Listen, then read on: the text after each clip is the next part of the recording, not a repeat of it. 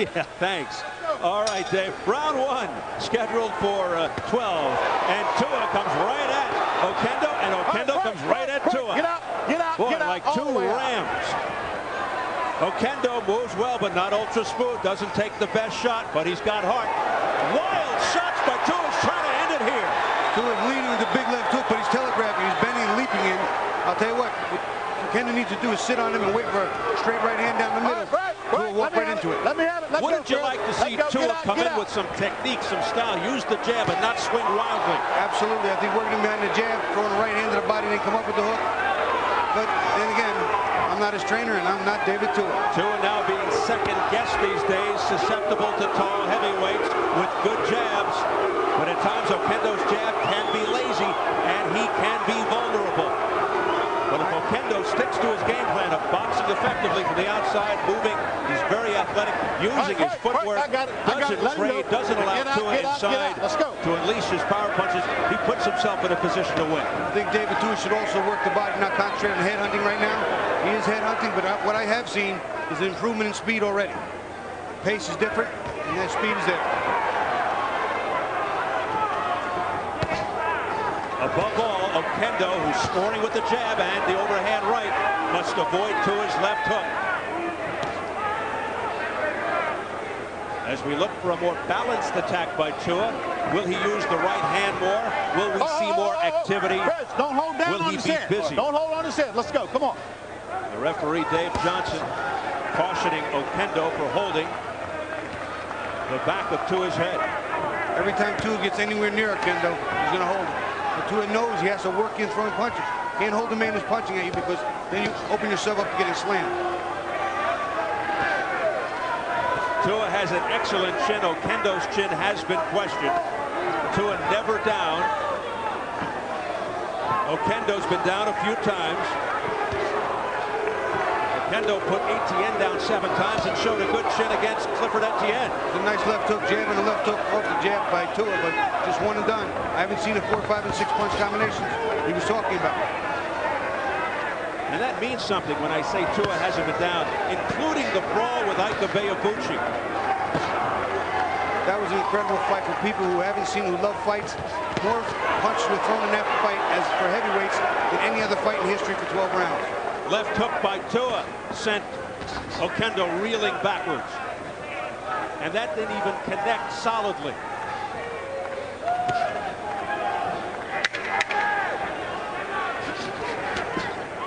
Okay, break. I got it. Get out. Tua started wildly trying to take Oquendo's head off in the opening section.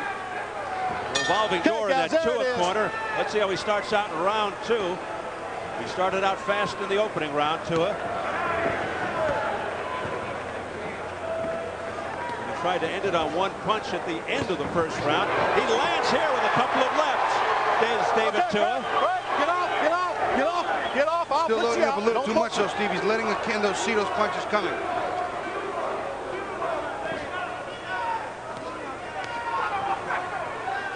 Oquendo feeling that Tua is slower today, but he's prepared for the early Tua, the one who threw a lot of punches and was more aggressive and intense.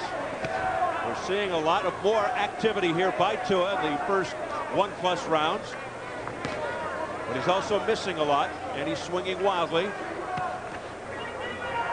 Oquendo more settled.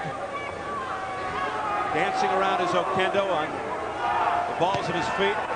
Tua more flat-footed.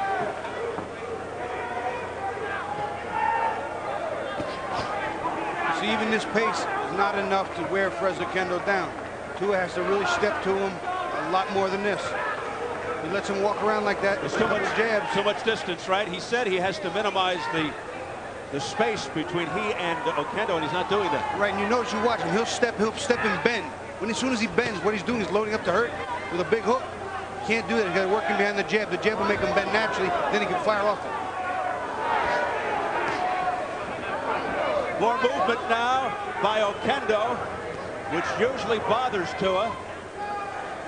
We saw it with Lewis, of course, when he was embarrassed.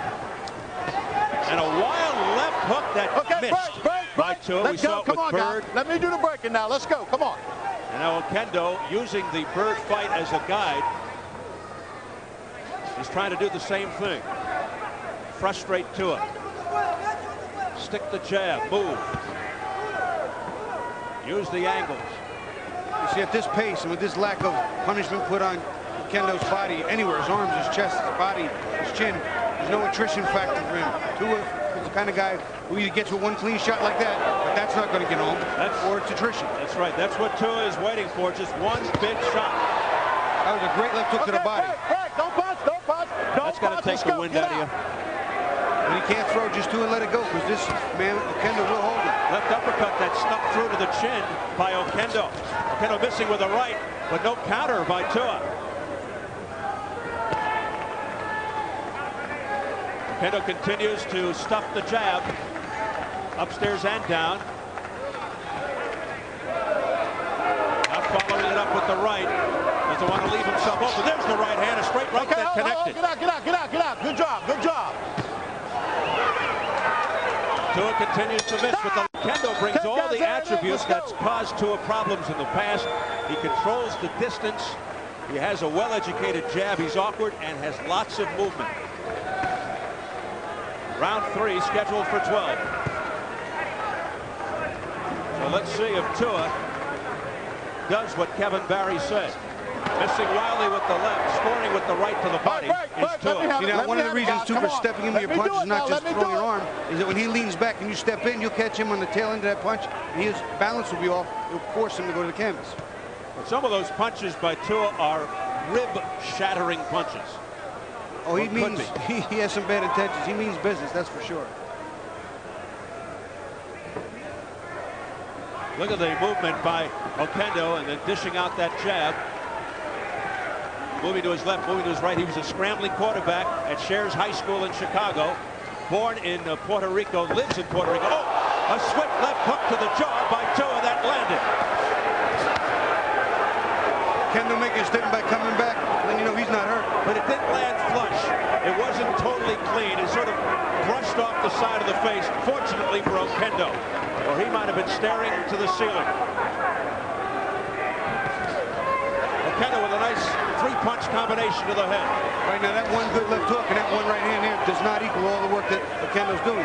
He has to outwork him, or at least hold pace with him, get inside. Oquendo, who came in with the reputation of having sort of a questionable chin, although we didn't see that against Etienne, showing a decent chin here.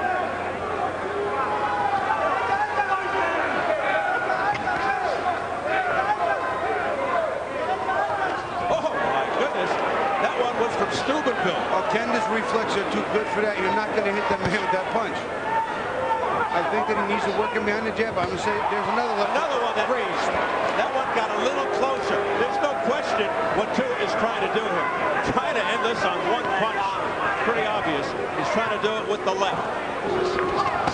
That was much better. Worked him behind the jab. Right hand to the body, left hook. Those things will cause the attrition factor to become a factor. And he's got the crowd behind him. Off balances Tua after that wild swing and a miss with the left. Crowd supporting Tua. Oquendo just goes back to that jab. Movement. Dancing around. And every once in a while he'll do that. He'll come in. But he has to get out quickly. Tua has got to throw more punches on the win. There's no two ways about it. He can't win the fight like this. This is absolutely no possibility of winning a decision. The fight continues round after round like this. Final seconds of round 3. Tua missing with 2 out of those 3 punches. Going to clown around with Tua. We enter round 4 scheduled for 12. Tua in the black trunks, Oquendo in the silver with the black trim.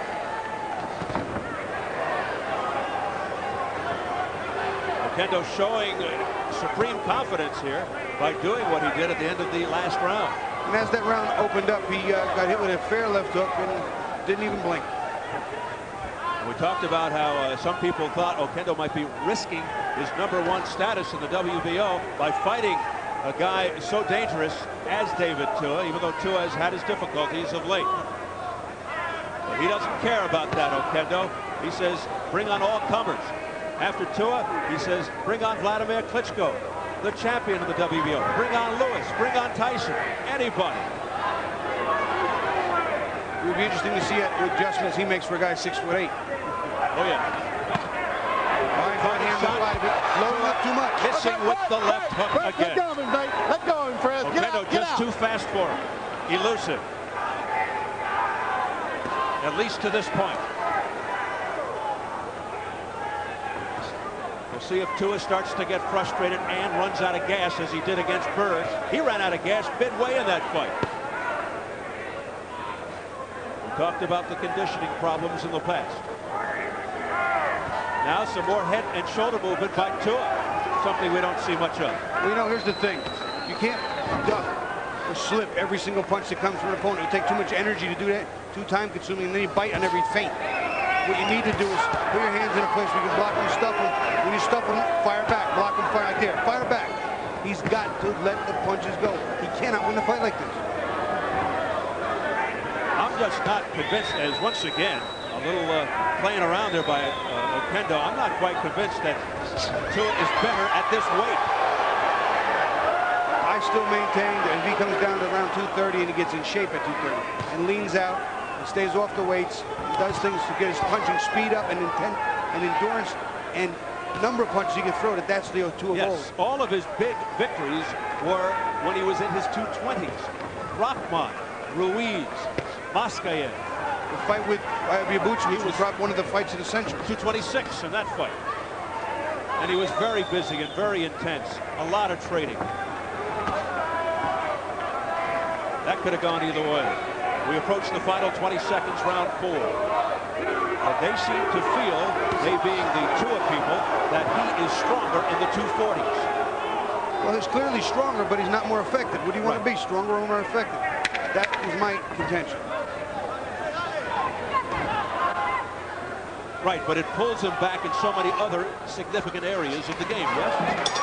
Punches. Yep. Okay, guys, Kevin Barry being him. Round number 5, scheduled for 12. Tua in the black trunks. Again, just missing with the left hook. They want to see more punches. They want to see combinations from Tua. Oquendo in the silver with the black trim. Something I've talked about in the past, too. When you have a big man like that and you throw a big, giant left hook or right hand, and you don't hit anything, it takes the same energy to stop that punch. You get tired twice as quick. Oquendo looking to stay undefeated. 22-0, 13 knockouts.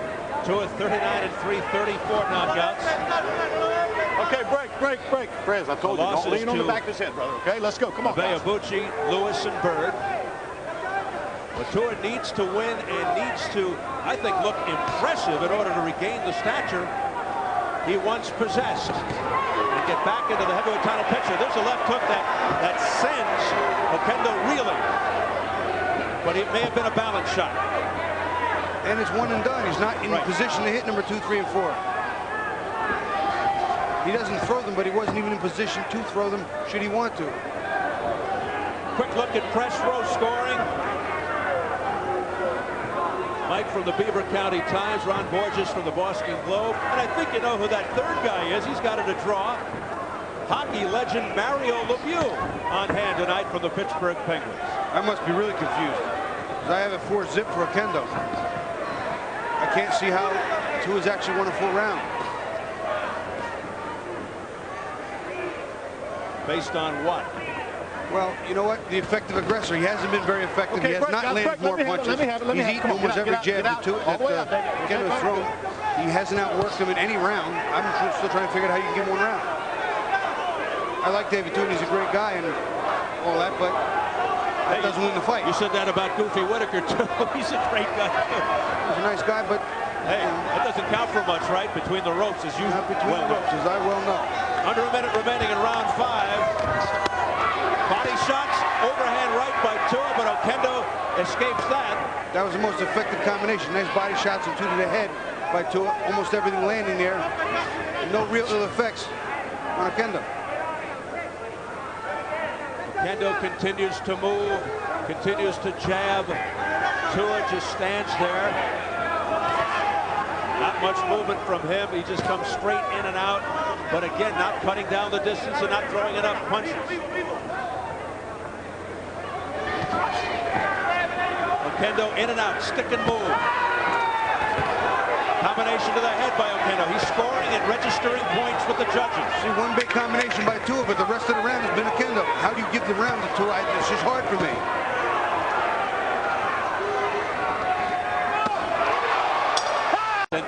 And showed tonight that he has made the adjustments and corrections against the boxer mover types, and so far the answer is no. Well, his last round was his best round. He opened up with a good, clean, crisp left hook. Had a couple of combinations on the far side of the ring, in the corner.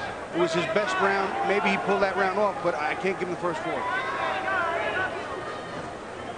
Once again, we're trying to determine if he has brought in his hip pocket a plan B.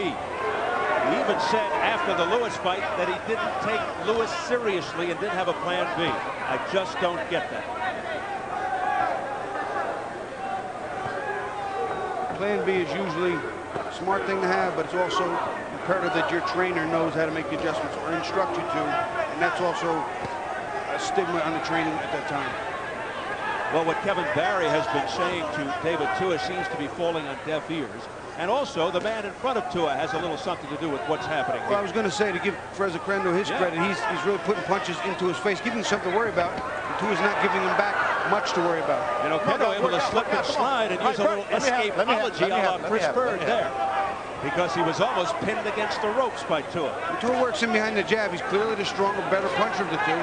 And he lands and is effective. And Oquendo has to tie him up, otherwise he'll get steamrolled. But you don't see Tua doing it behind the jab enough. It takes a lot of energy for a short man to do that, too. Pardon me, Bobby. I noticed Tua is breathing very heavily now. We're in round 6, scheduled for 12, not even halfway.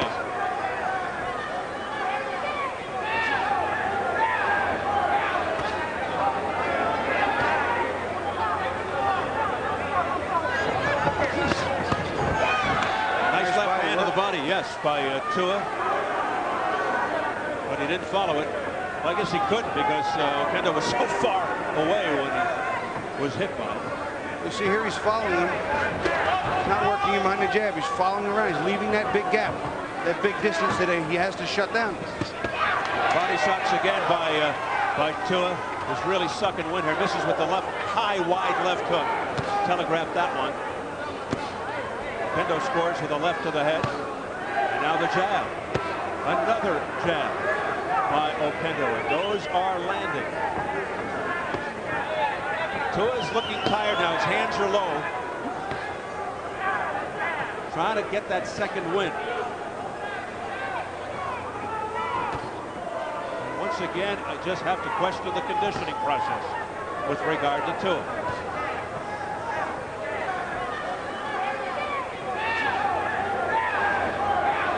Missing there.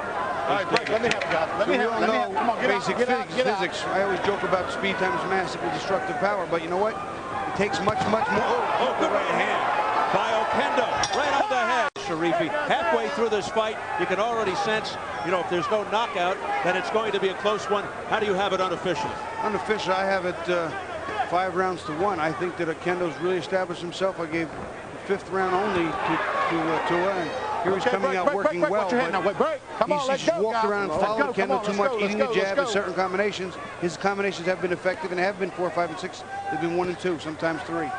So you have Oquendo ahead convincingly. 5 rounds to 1, 59-55. Well, we'll see how the folks at ringside have it. If this fight does not end in a knockout, it's Paul Artis, Cruz Foster, and Gary Wolf. And this time, all 3 judges showed up on time. I'm glad to say. Let's go. Let's get all the way out. Come on. Yeah. We had a little bit of a problem in the first fight, if you're just joining us, in terms of the judges. 1 minute gone by. Wild swing and a miss with a left hook attempt by Tua. I'll get you out. Let's go. Come on. He showed that on inside rope. The big swing, wild punches by Tua, and he's missing. He's telegraphing. You see, he bends just before he goes to throw it. That's an immediate signal for Oquendo to get his head out of the way. Dave Johnson, the 3rd man in the ring, with his work cut out. And I guess we're right next to the Mountaineer Racetrack. And it's very appropriate to have a Dave Johnson in the house. That makes sense. It's a different Dave Johnson. Glad you did. Not down the stretch they come. Well, I wonder if we're going to go down the stretch in this fight. Tua has other ideas. He wants to end it right now with 1 left hook. Now watch this entire round. Tua step, follow, step, follow, step, follow. Beat the jab right hand. There was at least one attempted counter. Step, follow, no punches. There's a half-hearted jab. Oquendo very confident, All right, break, smiling break. Let me have it. at Tua, who just hangs on top of Oquendo. Oquendo's in charge. He's dictating the pace. Perez, come on now. Stay off that head.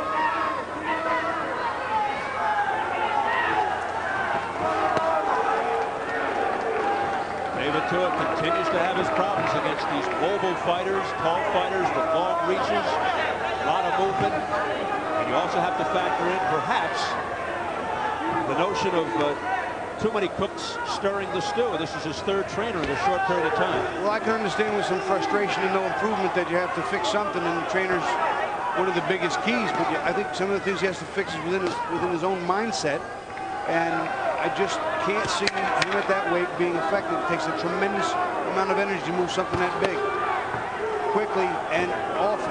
But yet, as we have mentioned all along, boy, you can sense the frustration of Kevin Barry in the corner. Kevin Barry, if you're not familiar, he's the guy who won the gold medal against Evander Holyfield in that very controversial bout in the 1984 Olympics. Remember that, when Holyfield won the bronze? Break. And Kevin Barry, tremendous sportsman, raised Holyfield's hand during the gold medal ceremonies. And you know, if you noticed in the corner, if you're paying attention to Kevin Barry, he said, I need the double jab. I need more punches, but I need you to come in on the double jab and then go to work, which is what I've been saying all night. And he said you need every one of these last rounds. You're going to have a shot at winning, which is also true. Oh, there's a pretty good shot by David Tua and sent Oquendo back. That got his attention. Oquendo goes back to the jab again. The scoring points, while Tua tries to end it on one haymaker. And again, Oquendo clowning around a little.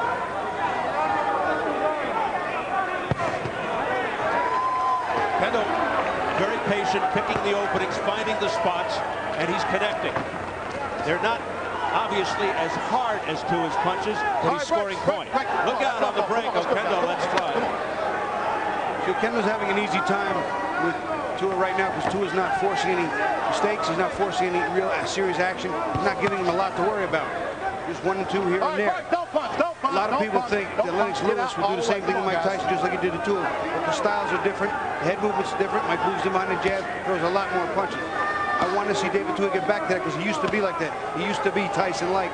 The Tua of old just can't come back, I guess. He came out like Tyson, did he, when he started the fight? But that was it. He couldn't connect, though.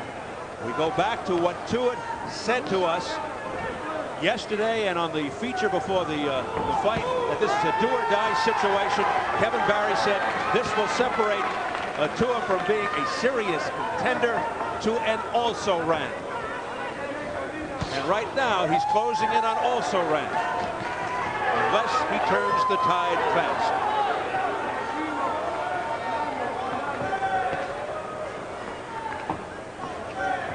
Oquendo continues to control the tempo of this fight. Frustrating Tua to no end. All right, break. Don't punch. Let's go. Come on, let's go.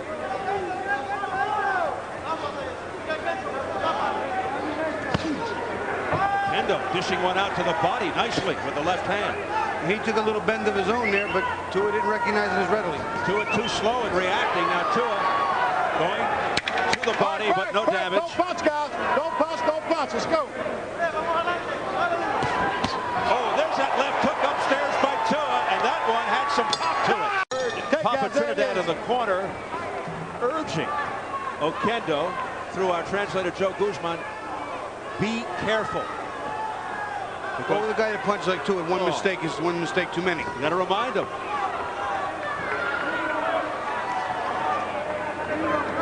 Well, with Tua's lack of size, only about 5'10" and a paltry 69.5-inch reach, he just has to be busier. He has to apply steadier and constant pressure. The lack of that was glaringly evident in his disappointing performance with Lennox Lewis, November 2000. just couldn't get inside, was frustrated all night. Same thing with Bird, and it's happening again. Well, Felix Trinidad Sr. has done an excellent job with Oquendo. He has him punching where he's supposed to be punching, using some power, stiff jab, using good movement, a lot of angles. He's instructing him carefully, and most important is telling him to be smart, think. And that's what he's doing. He's beating to it by being smart. Sometimes when you let that macho get in you, you macho course you plenty. Tua missing again with a left hook. I tell you, Tua may have gained his most respected defeat when he stood toe-to-toe with the rugged Nigerian Oquendo in 1997. And there's an overhand right, a left hook to the neck. Tua beginning to score, opening up. It hurt Oquendo too. His legs came out a little bit from under him. Jumping on Oquendo, who holds on for dear life. He still has a little wobble in him, Steve. Yep, he's on unsteady legs. Right hand followed by a left. The right scored, the left did. There's a left hand. Oquendo's in trouble. Oquendo's in a lot of trouble.